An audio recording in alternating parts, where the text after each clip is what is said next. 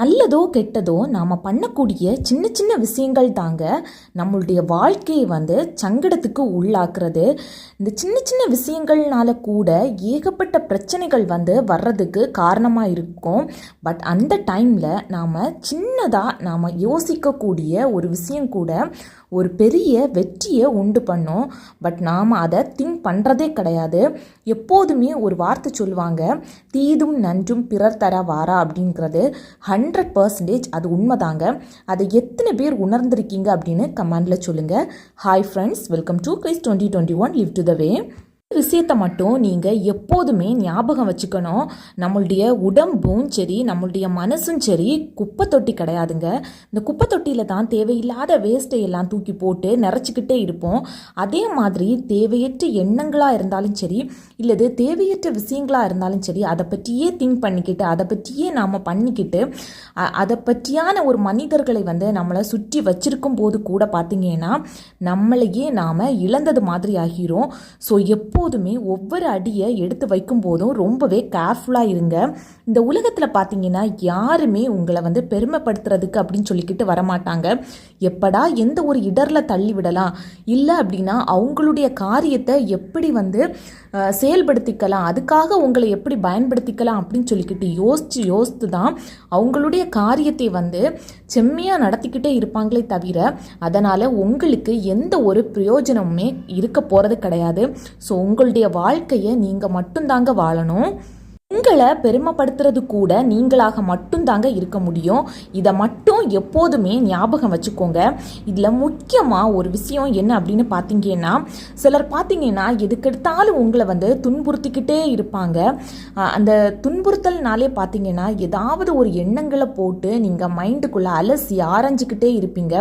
But அந்த விஷயத்தினால ஏதாவது பிரயோஜனம் உண்டா அப்படின்னு கேட்டால் கண்டிப்பாக கிடையாது.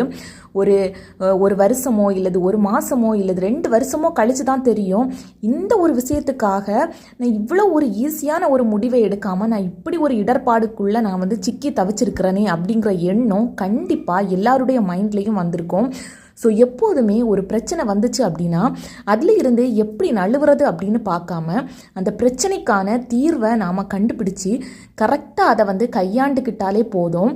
அதை விட்டுக்கிட்டு உள்ளுக்குள்ளேயே போட்டு அலசி ஆராய்ஞ்சி அதை டீப்பாக திங்க் பண்ணி அதுக்குன்னு எந்த ஒரு தீர்வுமே எடுக்காமல் அதை அலசி ஆராய்ஞ்சிக்கிட்டு இருந்தோம் அப்படின்னா நம்மளுடைய மைண்டும் சரி, நம்மளுடைய உடம்பும் சரி நாளடைவில் இல்லைங்க, கூடிய சீக்கிரமே அது ஒரு குப்பை தொட்டிக்கே சமமானதாக ஆகிரும். ஸோ ஃபார் எக்ஸாம்பிள் சொல்லணும் அப்படின்னு பார்த்தீங்கன்னா, நீங்கள் போகிற வழியில் ஒரு சாக்கடை இருக்குது, இந்த பக்கம் பார்த்தீங்கன்னா நல்லதான ஒரு பாதை போய்கிட்டு இருக்குது.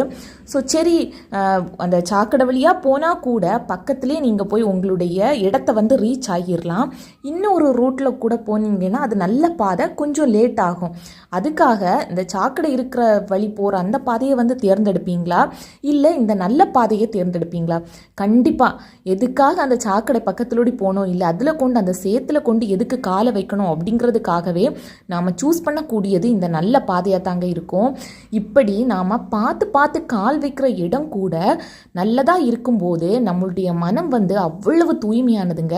எதுக்கெடுத்தாலும் கெட்ட எண்ணங்களாக இருக்கட்டும், இல்லை அப்படின்னா அவங்க ஏதாவது சொல்லிக்கிட்டாங்களே அப்படிங்கிறதுக்காக அதையே போட்டு அலசி ஆராய்ஞ்சு அதுக்கான எந்த ஒரு முடிவும் எடுக்காமல் தீர்வும் எடுக்க தெரியாமல் தத்தளிச்சுக்கிட்டே இருந்தீங்க அப்படின்னா நாளடைவில் உங்களுடைய உடம்பும் ஒரு குப்பை தொட்டிக்கு ஈடானது மாதிரி, சாக்கடை மாதிரி தாங்க நாரி போகும். ஸோ எப்போதுமே எந்த ஒரு விஷயத்துலையுமே ரொம்பவே கேர்ஃபுல்லாக இருங்க. யாருமே உங்களுடைய வாழ்க்கையை வாழ போகிறதே கிடையாது. ஸோ ரொம்பவே கேர்ஃபுல்லாக உங்களுடைய ஒவ்வொரு அடியையும் எடுத்து வைங்க.